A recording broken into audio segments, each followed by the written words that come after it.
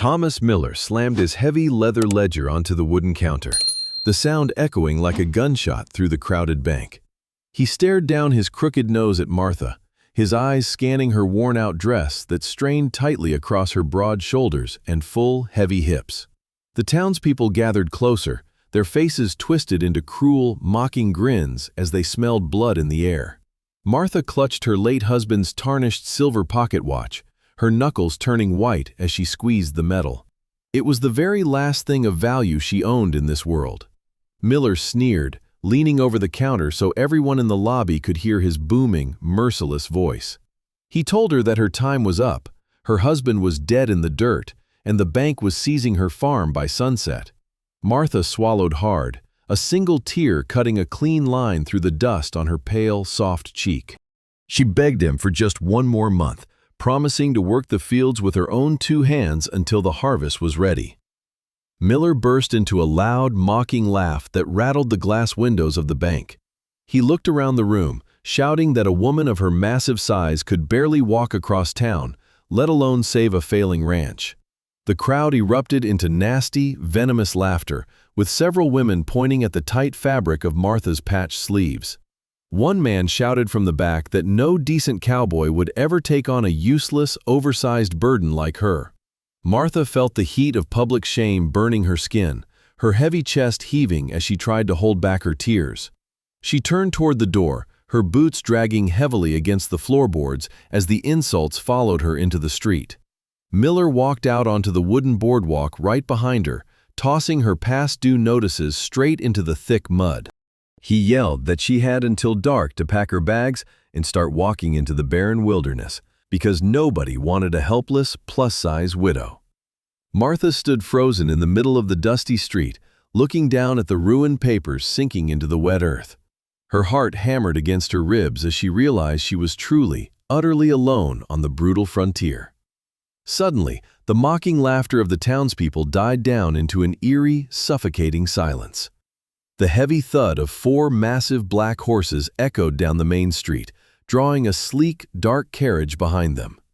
The carriage bore the golden crest of the Stronghart family, a name that carried absolute power across the entire territory. The door swung open, and Silas Stronghart stepped down into the dust, his tall, imposing frame blocking out the midday sun. He was the richest, most feared reclusive rancher in the state, a man who hadn't spoken to the townspeople in years. Silas didn't look at the banker or the whispering crowd. His intense, piercing eyes locked instantly onto Martha. He walked past her, his heavy leather duster brushing against her skirt, and stopped directly in front of Thomas Miller. Silas reached into his coat, pulled out a heavy, bulging leather bag of solid gold coins, and dropped it right at the banker's feet. The gold thudded loudly against the wooden boards, making Miller gasp and take a sharp step backward. Silas spoke in a deep, gravelly voice that vibrated through the entire street, declaring that Martha's debts were settled in full.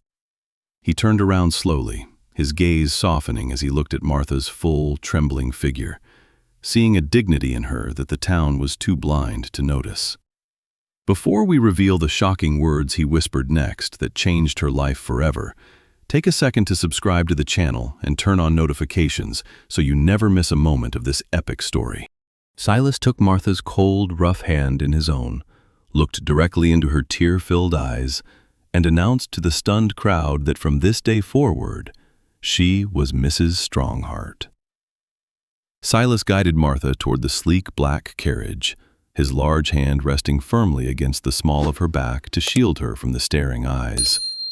The townspeople stood like frozen statues on the boardwalk, their mouths open in disbelief as the carriage doors snapped shut. Inside, the leather seats were soft and smelled of expensive tobacco and rich oil, a stark contrast to the cold mud Martha had just been standing in. She kept her eyes glued to her lap, her large red hands trembling as she pulled at the loose threads of her faded apron. She felt the heavy weight of her own body pressing into the fine cushions, suddenly terrified that her size would ruin the beautiful interior. Silas sat across from her in silence, his long legs stretched out, his dark eyes observing the frantic rising and falling of her chest. He didn't speak a word as the carriage rolled out of Dusty Ridge, leaving the cruel whispers of the town far behind them. Martha stared out the glass window as the familiar, barren landscape of her ruined farm passed by in the distance. Her mind raced back to the grueling winter months after the War Department sent notice that her husband, Caleb, had been buried in an unmarked grave. She remembered the agonizing physical labor of chopping frozen firewood until her hands bled, her heavy frame aching from hours of unassisted toil. Every morning had been a battle against starvation, forcing her to carefully ration the last remaining cups of cornmeal in her barren pantry.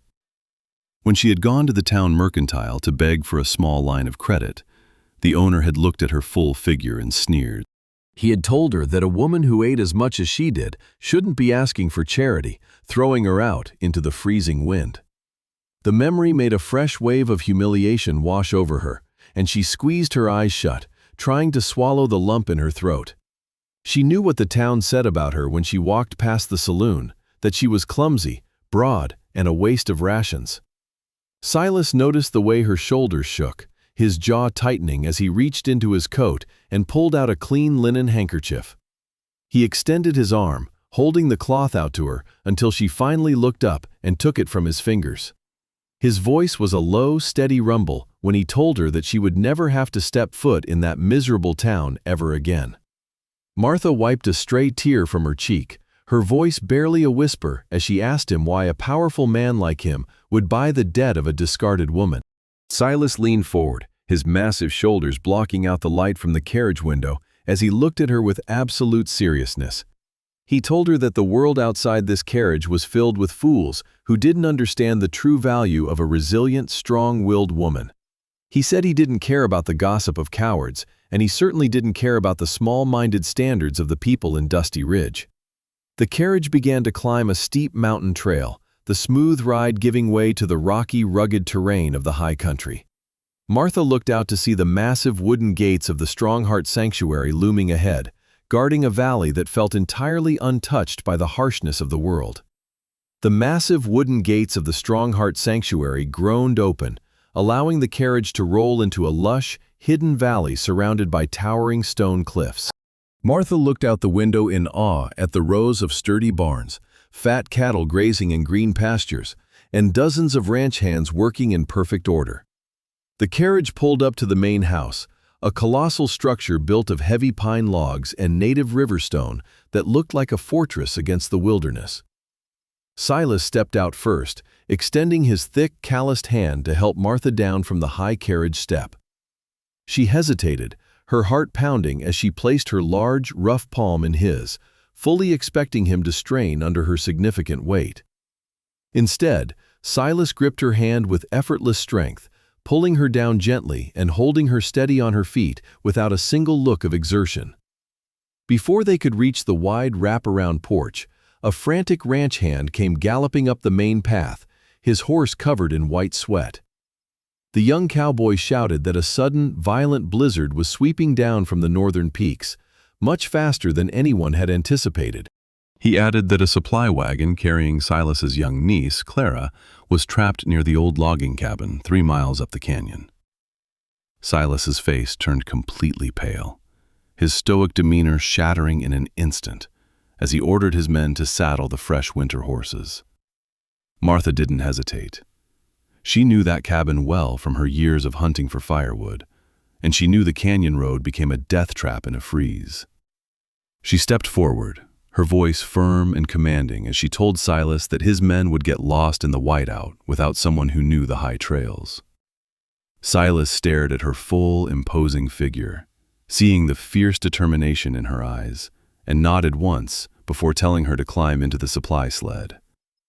The wind howled like a wounded beast by the time they reached the canyon, turning the air into a blinding sheet of swirling white snow and ice. The temperature plummeted within minutes, frost coating Martha's eyelashes and freezing the breath in her throat as she guided Silas through the blinding storm. They found the wagon overturned against a boulder, the horses shivering violently and the guards huddled together, completely paralyzed by the freezing panic. Martha jumped from the sled before it even fully stopped, her heavy boots sinking deep into the snowdrifts as she pushed her way to the wagon. She used her immense physical strength to lift a heavy timber beam that had pinned the carriage door shut, ignoring the sharp pain in her muscles. She reached inside and pulled 6-year-old Clara into her arms, wrapping the freezing, shivering child tightly against her own warm, heavy chest. Martha carried the girl through the waist-deep drifts back to the sled, using her broad body as a human shield to protect Clara from the biting wind. They raced back to the main house just as the full fury of the blizzard locked down the valley, making it impossible to see an inch in front of them. Inside the grand living room, Martha immediately took charge, shouting orders to the housekeepers to bring boiling water, dry blankets, and high-fat tallow. She sat by the massive stone fireplace, stripping off Clara's frozen boots and vigorously rubbing the child's purple feet with her warm, fleshy hands to restore circulation. She brewed a thick, potent herbal tea from the satchel she always carried, gently coaxing the crying girl to swallow the warming liquid. Silas stood in the doorway, covered in snow, silently watching as Martha wrapped Clara in a giant wool blanket and held her close, rocking her back and forth. Within an hour, the color returned to Clara's cheeks, and she fell into a deep, peaceful sleep, her small hand tightly gripping Martha's thick forearm. Silas walked over slowly, his heavy boots silent on the rug, and looked down at Martha with a mixture of intense gratitude and profound respect. He murmured that his men would have frozen to death waiting for a path to clear, and that her strength had saved the only family he had left. Martha looked up at him, her breathing finally slowing down, her full face flushed red from the heat of the fire and the sheer exhaustion of the rescue.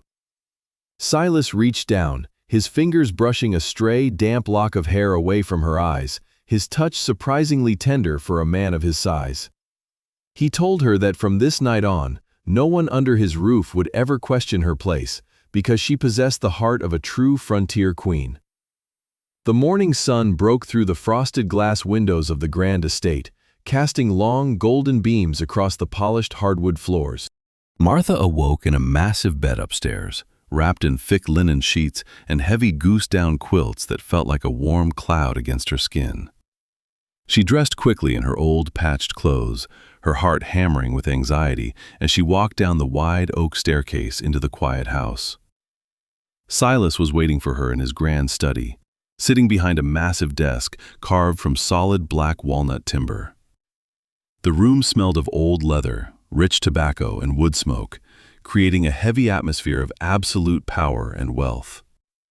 He stood up the moment she entered, his towering frame casting a long shadow across the room as he gestured toward a plush leather chair. Martha sank into the chair, her full figure filling the wide seat as she nervously smoothed the rough fabric of her skirt over her heavy thighs. Silas didn't waste time with small talk. He pulled a crisp, legal document from a drawer and laid it flat on the desk between them. He looked directly into her eyes, his voice deep and steady, as he told her it was time she knew the truth about why he bought her debt. He explained that during the bloodiest battle of the war, when his regiment was surrounded, her late husband Caleb had dragged him out of the line of fire.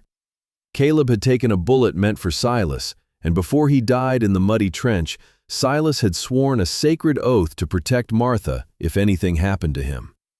Silas told her that he had searched for her for over a year, only to find her at the mercy of the vultures in Dusty Ridge who treated her like dirt. He pushed the legal document closer to her, explaining that it was a marriage contract that would grant her half of the Stronghart empire. He told her that this marriage would not be a charity case, but a partnership built on mutual respect, protection, and absolute loyalty. Martha stared at the paper, her breath catching in her throat as she realized the sheer scale of the wealth and safety being offered to her. She looked up at him, her voice trembling slightly as she asked, if he truly wanted a woman of her size and appearance running his estate, she told him honestly that the townsfolk called her a clumsy beast, a heavy burden that no man would ever genuinely want to look at or love. Silas's jaw clenched tightly, his dark eyes flashing with a sudden, dangerous fire that made the air in the room feel heavy. He walked around the desk, stopping right in front of her chair, and leaned down so his face was only inches from hers. He told her in a fierce, low rumble that the fools in town were blinded by their own pathetic, cowardly weakness. He said he didn't want a fragile, fragile doll who would break at the first sign of a frontier winter or a difficult day. He told her he saw a woman of immense strength, a beautiful, full-figured queen whose soft curves and heavy build belonged right here by his side. Silas reached down, taking her large, trembling hand in his own massive palm, his grip warm, firm, and completely unwavering. He asked her if she was ready to leave her past in the ashes and rule this valley with him as his true, legal wife. Martha looked at his steady gaze, feeling a profound sense of safety that she hadn't felt since the day her husband marched off to war.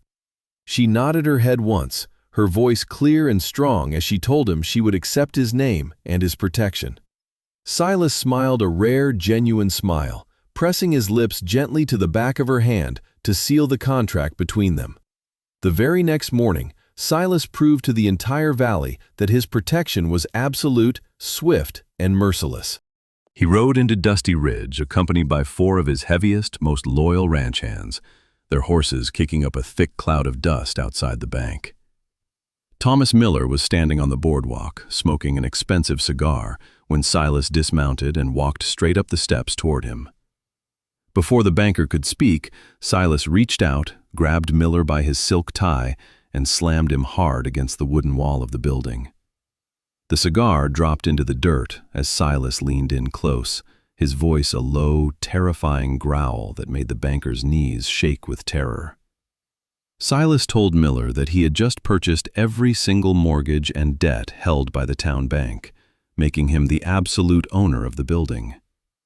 He informed the trembling man that he was fired, stripped of his position, and had exactly 1 hour to pack his personal belongings and leave the territory. The townspeople gathered across the street in stunned, terrified silence, watching the man who had mocked Martha get ruined in a matter of seconds. Silas turned to the crowd, his sharp eyes locking onto the store owners who had once refused Martha credit and laughed at her heavy frame. He announced loudly that anyone who ever spoke a disrespectful word about Mrs. Stronghart would find their businesses closed and their leases revoked by nightfall. With the town thoroughly silenced, Silas returned to the ranch, where a high-end tailor from the capital was already waiting in the grand parlor. The tailor had brought bolts of the finest silk, heavy dark velvet, and rich brocade fabrics, all ordered specifically by Silas for his new bride. Martha stood nervously on the small wooden fitting platform, her cheeks flushing red as the tailor began to pull out his measuring tapes. She instinctively tried to pull her stomach in, her posture rigid as she prepared herself for the usual judgmental sighs regarding her large measurements. Silas entered the room, pouring himself a glass of whiskey, and sat down in a leather chair to watch the fitting with undivided attention. The tailor looked at Martha's wide hips and full, heavy chest, muttering under his breath about how much extra fabric would be required for the skirts. Silas slammed his glass down onto the side table, the loud crack making the tailor jump and freeze in his tracks. Silas told the tailor to hold his tongue and use every inch of silk necessary to properly frame and celebrate the beautiful curves of his wife. He walked over to the platform, standing right behind Martha as she looked at her own large, heavy reflection in the full-length mirror. He placed his large, warm hands firmly on her waist, his thumbs tracing the soft, generous curve of her hips with genuine adoration. Silas met her eyes in the glass, telling her in a deep, gravelly whisper that she was the most magnificent woman he had ever laid eyes on. He told her that her full figure was a sign of abundance, warmth, and life, and that he wanted her dressed like the wealthy queen she now was. For the first time in her life, Martha didn't feel the burning sting of shame about her size. She felt an overwhelming wave of pride and desire. She looked at the way Silas's dark, powerful hands held her large frame so protectively, and she finally let out a deep, contented breath. The tailor worked for hours, pinning and draping the heavy emerald green velvet around her soft shoulders and full, voluptuous waistline. When they were finished, Martha stood tall, her chest heaving with emotion, as she realized she was no longer the discarded, starving widow of Dusty Ridge. She was protected by the most powerful man in the state, and her new life of absolute devotion had only just begun. The peaceful sanctuary of the valley was shattered 3 weeks later, when a dust cloud appeared on the horizon, signaling the arrival of trouble.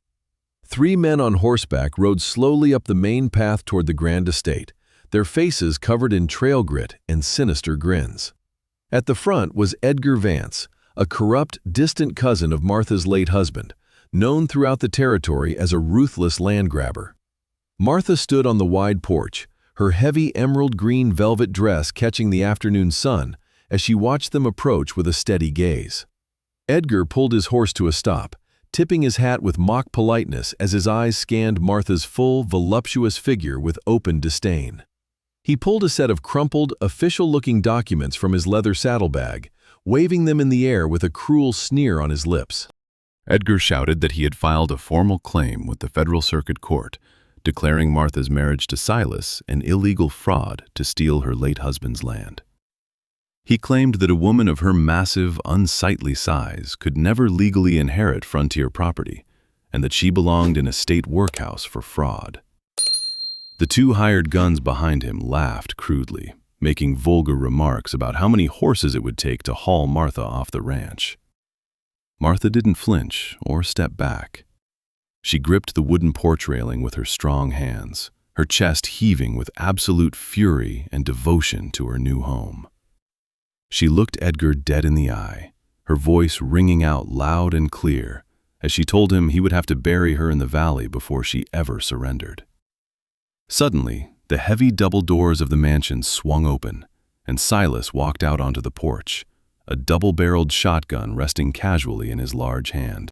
His face was a mask of cold, lethal rage, his dark eyes fixed on Edgar with an intensity that caused the hired guns to instantly reach for their reins. Silas didn't speak a word as he descended the porch steps, his heavy leather boots thudding against the dirt until he stood directly beneath Edgar's horse. With a movement faster than a striking rattlesnake, Silas grabbed the barrel of Edgar's rifle, ripping it clean out of the scabbard and tossing it into the dirt. He thrust the cold metal barrels of his shotgun directly against Edgar's chest, forcing the man to freeze in his saddle as his face turned pale with terror. Silas told Edgar in a low, terrifying whisper that the frontier did not belong to corrupt lawyers, but to the men who bled for it. He demanded the forged documents, reaching up with his free hand to rip the papers from Edgar's trembling fingers without breaking eye contact. Silas called out to one of his ranch hands to bring a lit lantern, holding the legal papers directly over the open flame until they caught fire. He watched the forged claims turn to black ash in the wind, telling Edgar that any further attempt to touch Martha would result in a shallow grave. He ordered the 3 men to turn their horses around and start riding, promising that if they were ever seen in the territory again, they wouldn't live to see the sunset. The hired guns didn't wait for Edgar. They spurred their horses into a frantic gallop, leaving their boss to scramble backward in absolute humiliation. Edgar turned his horse around, fleeing down the trail in a panic as Silas's men cheered from the barns, celebrating the swift frontier justice. Silas turned around and walked back up the steps to where Martha was standing, his breathing heavy as his anger slowly began to melt away. He looked at her full, beautiful face, reaching out to cup her cheek with his large, warm palm as she leaned into his touch with absolute trust. He told her that no force on this earth would ever take her away from him, because her loyalty had made this ranch a true kingdom. The grand ballroom of the Stronghart estate was ablaze with the light of 100 crystal chandeliers, casting a warm, wealthy glow over the territory's elite. Governors, wealthy cattle barons, and high society ladies from across the state filled the room, their expensive silks and tailored suits whispering against the polished floors. Among the crowd stood the wealthy merchants and old gossips of Dusty Ridge, who had been forced to attend under the silent threat of Silas's financial wrath. They huddled in the corners, casting nervous glances toward the grand staircase, waiting to see the woman they had once discarded and humiliated in the mud. Suddenly, the heavy brass trumpets of the hired orchestra fell silent, and a deep, commanding voice announced the arrival of the master and mistress of the valley. Silas Stronghart appeared at the top of the wide oak staircase, looking immensely powerful in a custom-tailored black formal coat that accentuated his broad shoulders. Beside him stood Martha, her head held high, her posture radiating the fierce, unbreakable dignity of a woman who had survived the harshest winters of the frontier. She wore a breathtaking, custom-made gown of deep crimson silk and heavy gold embroidery, designed specifically to frame her full, voluptuous figure. The rich fabric draped beautifully over her wide, soft shoulders and hugged the generous, heavy curves of her waist and hips with absolute perfection. A collective gasp echoed through the ballroom as the old townspeople stared in stunned, breathless silence at the magnificent woman before them. There was no trace of the ragged, starving widow they had mocked. She was radiant, her full face glowing with a beauty that made every fragile lady in the room fade into insignificance. Silas looked down at her with open, undisguised adoration, completely ignoring the elite crowd as he offered her his large, strong arm.